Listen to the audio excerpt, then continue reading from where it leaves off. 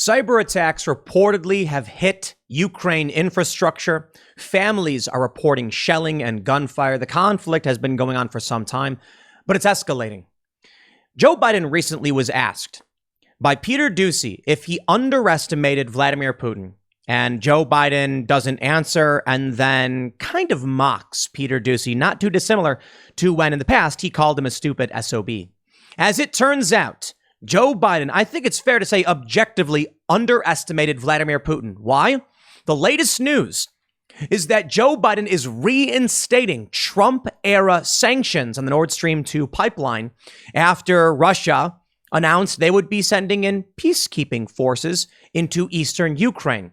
The reason this is so insane and frustrating is that in 2019, Donald Trump issued these sanctions and was widely condemned for it. The EU and Russia said, oh, hey, what are you doing? And what happens? Joe Biden in May of 2021 lifts these sanctions and then clears a path, basically, for Putin to say, I can take what I want. What was the thinking here?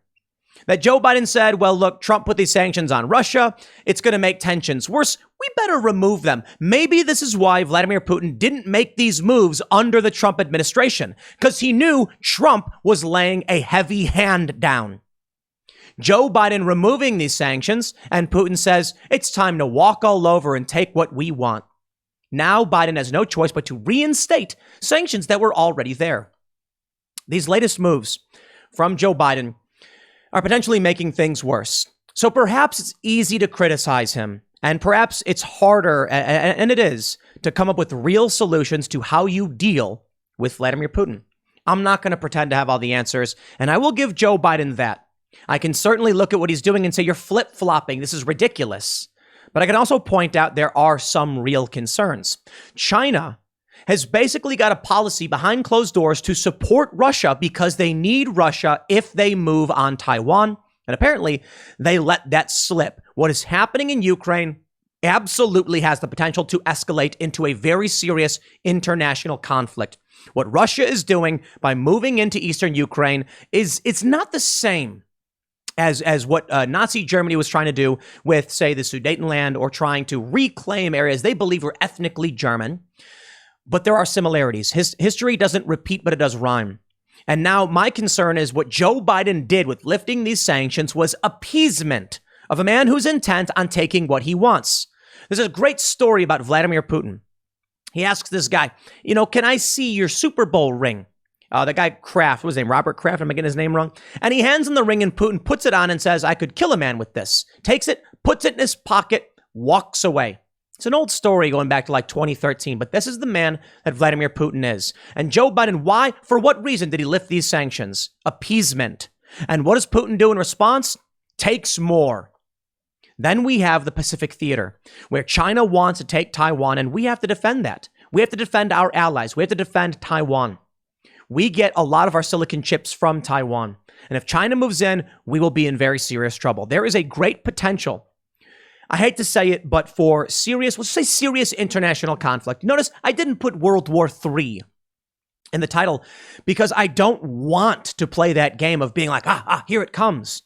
But man, watching this stuff really is nerve-wracking.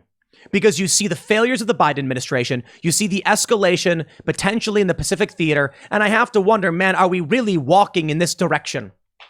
I've seen many personalities on the left and the right say, right now, our main priority should be to prevent world war at any cost.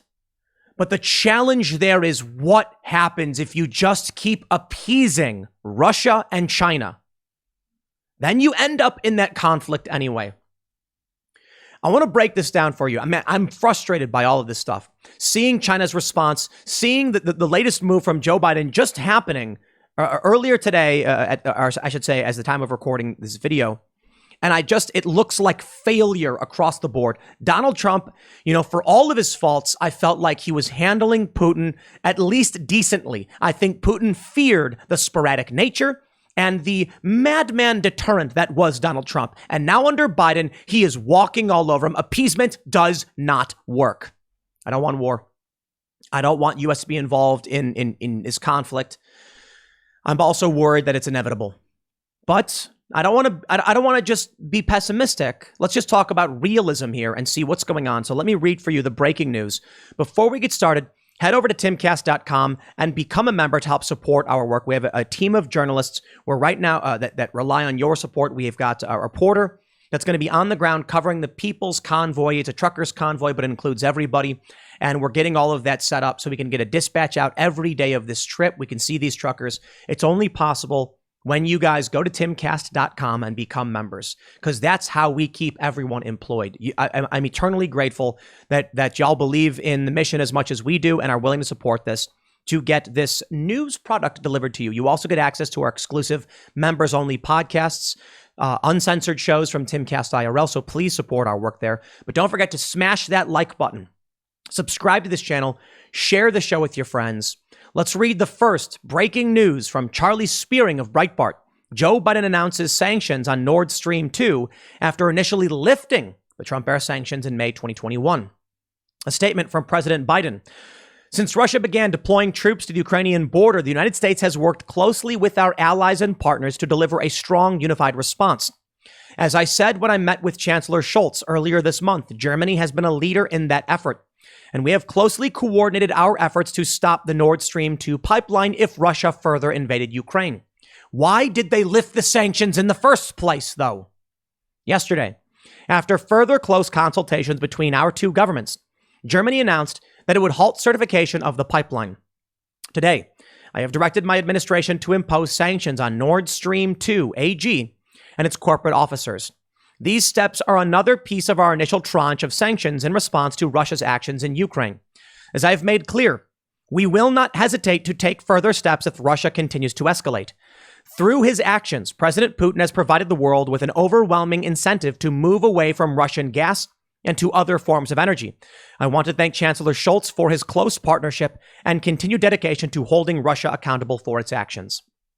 In response to this, we have this story. Chinese media accidentally posts CCP rules on Russia-Ukraine coverage, hint at Taiwan takeover. I want to revisit this article in a second, but the point I want to get to is in the article they point out, China and Russia have developed a tighter bond over the past few years and a relationship that has accelerated in the past few months. China only last week accused the U.S. of playing up the crisis on Ukraine's border after Moscow claimed to have pulled back some of its troops. They go on to say, Robert L. Wilkie, former Undersecretary of Defense for Personnel and Readiness during the Trump administration, told Fox China would play a role in mitigating any U.S. sanctions placed on Russia in the event Vladimir Putin authorizes any military action in Ukraine. To put it simply, when the U.S. takes these actions of sanctioning Russia, China intervenes to help prop Russia back up. This is just escalating international conflict. I don't want to blame Biden for this entirely. Donald Trump did impose sanctions on the Nord Stream 2 pipeline, which you very well could argue did escalate tensions. But I think it kept Putin in check at least a little bit. What I think really escalated tensions is that Biden pulls back the sanctions and then allows Russia to basically flow in. And then as soon as that happens, Biden goes, no, stop it. Why'd you let him make the move in the first place? It's not all Biden's fault. I gotta be real and I gotta be fair. I don't think the guy is up to the task. I don't think his administration is up to the task, but I think this is dominoes falling over and I worry where this leads. Putin is the problem. Now, truth be told, the U.S. has engaged in warmongering all the same. There's no real position of moral authority here. What the U.S. did with Syria, what the U.S. did with Afghanistan, what the U.S. has a history of doing, it's not, there's no moral high ground for the United States. Of course, they'll try and claim it. And certainly Putin should not be engaging in this behavior. But we can also go back and say, man, what the U.S. was doing with ISIS in Syria and the Middle East, all bad as well. To put it simply, my position is war is bad. And the U.S., well, they've got their problems and their sins to be held accountable for the same as many countries. Neither of these is an excuse for anyone to engage in this kind of conflict. But you know what? This is the dark nature of war. Vladimir Putin feels justified in building that land bridge to Crimea and taking the eastern region. He wants to defend his country. He wants to protect his interests, and he will do so. The U.S. will do the same thing. And in the end, you get war. There's great challenges to how you solve these problems. And I won't pretend to have the answers because I feel a lot of this is just dominoes being knocked over. Of course, the U.S. would never allow Syria to block a pipeline that would offset a Russian gas monopoly. That's part of the conflict here. And of course, Russia is never going to allow Syria to allow us to do it. So what happens? Well, fortunately for the U.S., if you believe it's fortune, civil war breaks out in Syria. The U.S. backs the rebels to get rid of Assad. Why? Because it's all about energy, getting gas into Europe. And Russia controls a decent amount through Ukraine. And here we are today. Take a look at this news from May of 2021. Biden waives U.S. sanctions on Russian pipeline. They say the Biden admin has waived sanctions on a company building a controversial gas pipeline. The move came in a report on Russian sanctions delivered to Congress. Critics say the pipeline is a major geopolitical prize for the Kremlin. The Department of State report notes that Nord Stream 2 AG and its chief executive, Matthias Warnig, a former East German intelligence officer, engaged in sanctionable activity. But it concludes that it is the U.S. national interest to waive the sanctions. President Joe Biden has said he opposes the $11 billion project. His Secretary of State, Antony Blinken, said during his confirmation hearing that he was determined to do whatever he can to prevent the completion of Nord Stream 2. Why lift these sanctions? You can see that it brings natural gas. I believe it's natural gas. There may be other things being transported from Russia into Germany. Look, I also want to point something out. You see this little map? You see there's a little blue in between Poland and Lithuania, and that's Russia. It's Kaliningrad. Most Americans aren't aware of this tiny piece of Russia off the Baltic Sea. Pay attention to this stuff, man. It's very serious. America's top diplomat met his Russian counterpart at an international summit in Iceland. So this is back in May. They pulled these sanctions back. The question is, why did they do it? Only to reimpose it now. I look at it this way. You have a dam in a river. And some people don't like that it was put there. But it's holding back the tides. It's holding back the water. The new president gets elected, and he says, open the dam. And water starts pouring through, and he goes, oh no, why is that happening? What do you mean, why is it happening? It's obvious why it's happening. There's a reason the sanctions were put in place in the first place. Here's the story. December 21st, 2019.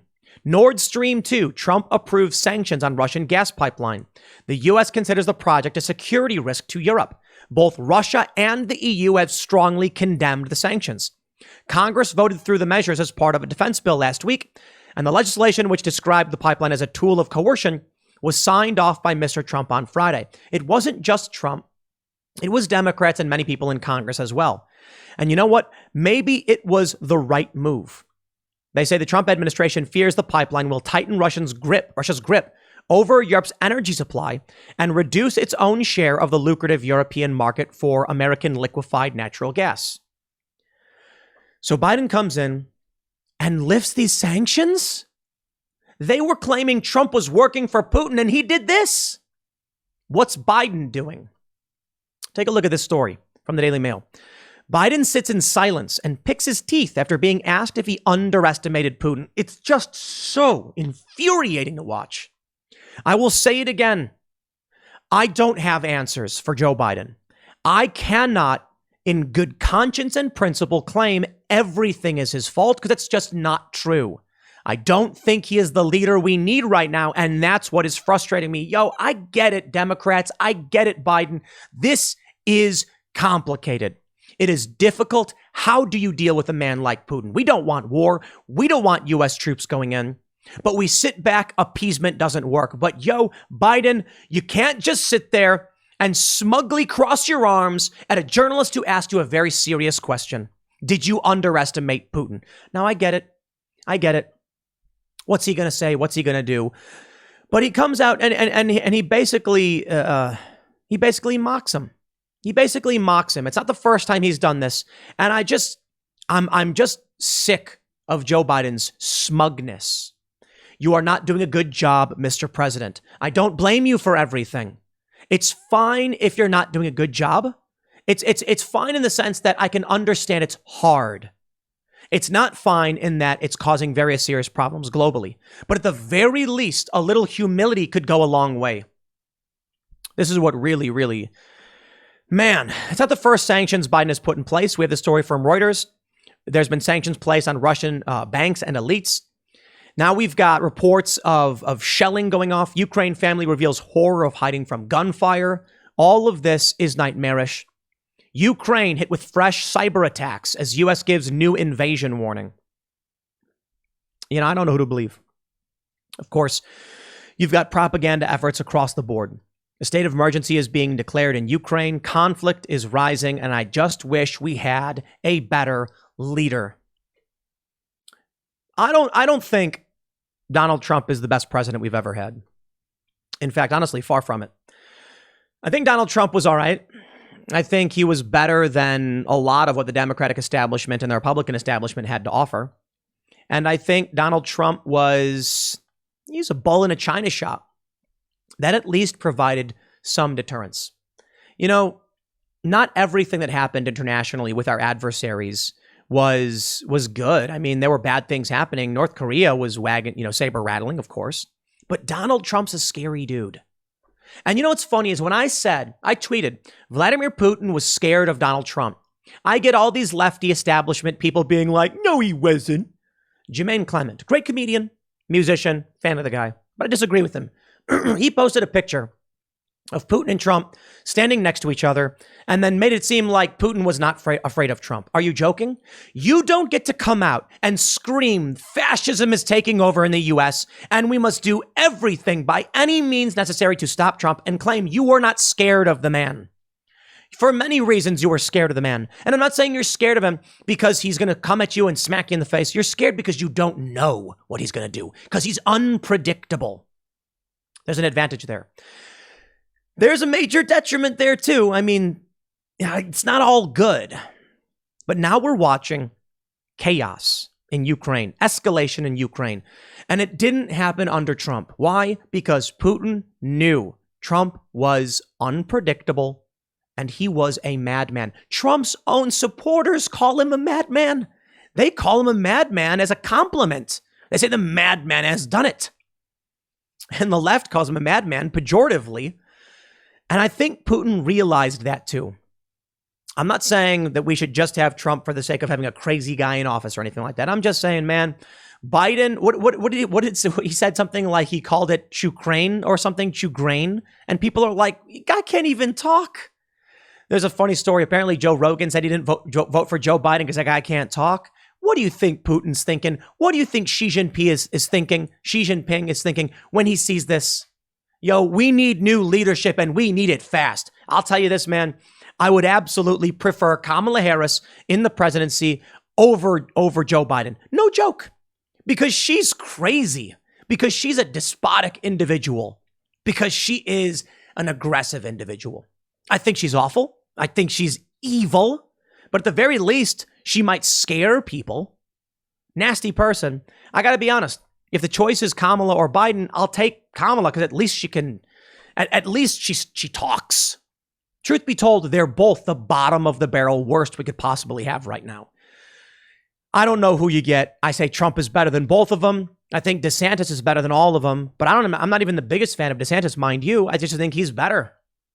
I don't have all the answers, man. I really, really don't. I'm not going to play this game of armchair general being like, I think Joe Biden should have done all of these things. But I think it's fair to say, as much as I don't have the answers, it's fair for all of us when we point to Joe Biden and his actions and say, dude doesn't have the answers either. You could be part of a group of people watching a house burn down and the guy in charge is like, quick, spray the water over here, and the fire gets worse. And you're like, look, I don't know how to put this fire out, but I can tell you what he's doing ain't working. In fact, the fire's getting worse. Maybe we try and elect someone else to do it, to try and solve this problem. In the meantime, we have this. Websites of some of Ukraine's government ministries appear to be affected by a new round of cyber attacks Wednesday, as the U.S. reportedly warned Kiev that a full-scale Russian invasion could begin within the next 48 hours. I don't trust the U.S. on these issues. They come out and they push the line because they want war. They've lost credibility to me. I will tell you this. If Joe Biden and Vladimir Putin are standing in front of me and Joe Biden says, come on, man, they're going to invade. And Putin says, no, we're not. I'd be like, well, truth be told, I don't like either of you. But in reality, if I have to make a choice, I'm going to be siding with Joe Biden over Vladimir Putin. I think Joe Biden is a bad guy. I think he's exploited his office. I think he's as corrupt as they come. I really do. But I at least think, well, the corrupt guy lives in this country. I mean, that gives us something. You know what I mean? When you look at the elites of any nation, Joe Biden and his cronies and his administration may not care about you or I, but you can count on one thing. They care about their mansions, and letting Vladimir Putin win is still bad for them. You can always count on their self-interest. So in that case, I say, okay, well, you know, at least there's that. The U.S. doesn't do itself any favors here, man. We got crazy stories. Take a look at this. Power station in flames amid intensive shelling near separatist areas in Ukraine. Yo, man, you don't want this stuff. I mean, there's reports of potential Ukrainian refugees. I hope the U.S. starts a plan to try and get some of these people out of there. I don't think they should immediately be coming to the United States. I think some of them perhaps as an opportunity for people of merit to come to the U.S. and get away from the conflict. I think the neighboring states should be opening the doors to Ukrainian refugees from the east as things escalate. I believe that's fine and fair. It needs to be done rationally, reasonably, and with great control. I think the people of Ukraine are good people, man, and it is terrifying and disheartening to see how they are exploited throughout all of these great conflicts over the centuries. To be completely honest, over the past 100+ years has been just nightmarish for these people. And I say this is true, you know, for the Middle East as well. I'm no fan of these wars. Let people live. You know, they might not have access to the same technology, but these are their lives. And this is what's happening right now in Ukraine.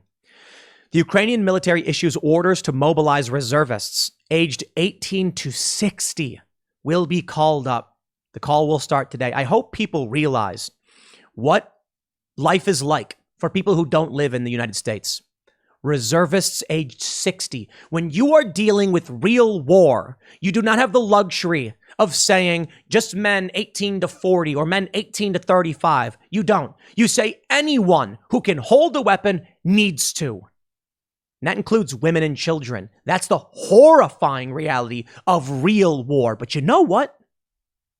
We are so used to these conventions, these international laws and mandates and luxury that we in the United States, we have great technology. We have aircraft carriers. We have nuclear weapons. We have multiple independently targeted re-entry vehicles, ICBMs capable of carrying 10 to 12 warheads, wipe out the whole eastern seaboard of some nation with one launch. We have those luxuries. So when we send people to war, it's, well, dudes. 98%, I think, of combat deaths. But when you're talking about an actual invasion, if you're talking about someone crossing our borders and entering the United States, those luxuries don't exist. You only know these reforms because we are secure. So thank your lucky stars that the United States is as powerful as it is. Feminism will not exist in an actual war. No, actually, I can say maybe it will in a certain respect, because when the war happens, you're going to be handing rifles to young women and saying, it's this or nothing. If we actually got to the point where the U.S. was invaded, which I don't think is possible, mind you, terrain-wise and the fact that we Americans love our guns. But I assure you, if a bunch of communist Chinese ground troops were marching through your town, everyone would have to take up arms. It is the point of the Second Amendment. Many people say 2A is about defending the U.S. from tyrannical government. Yes, but potentially foreign government. The idea is simple. There is a gun behind every blade of grass. You set foot in the United States, and rest assured you will be greeted by heavy gunfire. But in the event that something like that does happen, don't be surprised if you see children bearing arms. Isn't it horrifying, the reality of war? It is. And we can condemn it, and we should condemn it. But I'll tell you, man, you know what movie I love to cite is The Patriot with Mel Gibson. He goes out to ambush British regulars, and he brings his two young children, like 10 and 12 years old, and he gives them muskets. This is the reality of war when you don't have a choice. When your life, when your liberty, when your home, when your food are all being threatened. You have to do whatever it takes to survive. This is the horror of war. It's why I hate it. It's why I think we should do everything to avoid it. And it's why it's so disheartening when it feels inevitable. And that's the scary reality. Russia is evacuating its embassy in Ukraine. We're hearing that Ukraine, Zelensky's, the president, has ordered Ukrainians in Russia to get out now. From The Guardian, Russian troops are remaining indefinitely in Belarus as fears rise of Ukraine invasion. You know, I don't want to believe it. I said last night, we had a great conversation with Steve Renee of Fortitude Ranch. I said, I can't believe Russia would actually invade from the north through Belarus and come into Kiev. That would rope Belarus into this conflict. And now we're into substantial regional war, full-on war. But that's some of the reports. The reports are that the Russians would invade Kiev and hunt down supporters of President Zelensky. I don't believe it, but you got to understand, man. 2014, take a look at this map, Ukraine. 2014, you had Yanukovych. He seemed seemingly sympathetic to Russia, that he was, more favorable to Russia than NATO. Ukraine is being torn apart as NATO and the EU are trying to court the country, give them resources, but Russia also wants to do the same thing. Yanukovych kind of played it both ways. He was like, what are you going to give me? Oh, you're going to give me that? Well, hey, Russia, what are you going to give me? Then all of a sudden, this protest erupts, the Euromaidan protest. I was actually there on the ground for several months. It ultimately results in the ousting of Yanukovych. People actually went into his palace, his mansion, and were like taking stuff. He fled to Moscow. Now you have Zelensky, who's very pro-West. While I don't believe Russia would make such an aggressive move to go through Belarus to try and enter Kiev, it's possible because I'm sure Putin views Zelensky as a puppet of the West. Take a look at Belarus. You've got right here through Gomel. I'm probably pronouncing it wrong. They could come right in and then come down to go straight to Kiev. I seriously can't imagine that. This is the Donbass region over here on this map. Let me show you. You've got Luhansk and Donetsk. Crimea, Sevastopol, right down here, was taken in 2014. Russia claims they voted and they become part of Russia. And now you can see there's this dotted line on Google Maps. It's really fascinating because it's contested territory. It's kind of scary. That's the case, right? Russia claims Crimea has been annexed. It's theirs now. Luhansk and Donetsk claim to be independent, and Russia has announced they now recognize them, the full regions, as independent, and they want to move in troops. The idea is they would then move down through Melitopol, probably pronouncing that wrong as well, to create that land bridge access into Crimea. I don't know for sure. I really, really don't. I can only speculate. But if you move further north, Kiev is pretty far away. I mean, that would be a bold move to try and move through Belarus, but the troops are up there, and the fears are real that it could happen. I sit here and I say to you, my friends, I can't imagine that happens. But are we just the naive, like in Europe during World War II, Neville Chamberlain, to believe that Adolf Hitler would only take these lands? He said, these regions are ethnically German and we must defend our people. And they said, okay, after they take those lands, that's where they'll stop. Peace in our time. And that wasn't true. And they just declared war, and they pushed, and they pushed. And boy, were those people absolutely psychotic. I don't think Putin is Hitler. I don't think Putin is going to stage a Holodomor like we saw with the Soviet Union. I certainly think, though, he is ready and capable for expansive war. And that's scary, because it's happening. And if China genuinely believes that they need Russia's support to take Taiwan, they will give support in exchange. That's what they're doing. That story I mentioned early on, take a look at what's happening. China media accidentally post their rules. What they're saying is, according to the rules, they will not disparage Russia over what's happening in Ukraine because they need their support. Quote, in the future, China will also need Russia's understanding and support when wrestling with America to solve the Taiwan issue once and for all. They said, Ming said that it doesn't hurt to use moderately pro-Russia language. That's the game. That's where we're headed. They want Taiwan. They want Russia's support. Russia and China together is a very, very real threat to the United States and to international stability. What's the answer? Do we appease Russia and do nothing? Well, then Russia takes Ukraine, more and more of it.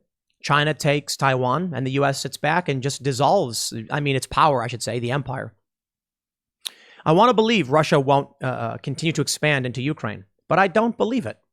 They have absolutely no reason to stop. None. If Joe Biden allows this, and I don't know if he has any other choices, Vladimir Putin knows the name of the game. Every 5 years, you let the sentiment build up, make a declaration that we're going to recognize their independence, and you move in. They did it with Crimea. They're doing it with the East. Now, I'll play the other side. There is some truth. Ukraine is divided. In Ukraine, in the West, they're very much more pro-Europe, pro-EU. Access to the European Union would be a major boost for the Ukrainian economy and for Ukrainian individuals who can then freely travel the European Union and find work. In eastern Ukraine, they're very much more Russian, and they speak Russian. It's very different. So as this conflict is happening, there are parts of Ukraine with genuine people, like legitimate people, say, I don't want to be a part of the West. But I have Polish friends. I have Ukrainian friends. And what I understand from many of these people, regardless of where they're from, they fear the Soviet or reemergence of the Soviet Union. Vladimir Putin assures them they've rejected communism and that won't come to them, that they want prosperity and there's better ways to do it. But I think you'll get the boot. Not that America and the West is all that special, mind you. Trudeau certainly gave the boot to his people. But there are people who are afraid. And they look to the U.S. as a freeing force, and they look to Russia as an occupying force. Although there's an inversion there as well. Some people feel the opposite is true. All I can say is, I feel like war is coming, and we don't want it. War is probably here. Imagine, you take a look at Kaliningrad. It's heavily militarized. Lithuania is really worried about that because they will be slammed from two different fronts. Belarus has got Russian soldiers there. We'll see, man. I hope we can get a new president in soon, but this is Putin's opportunity, and he knows it. Next segment's coming up tonight at 8 p.m. over at youtube.com/TimCastIRL. Thanks for hanging out, and I'll see you all then.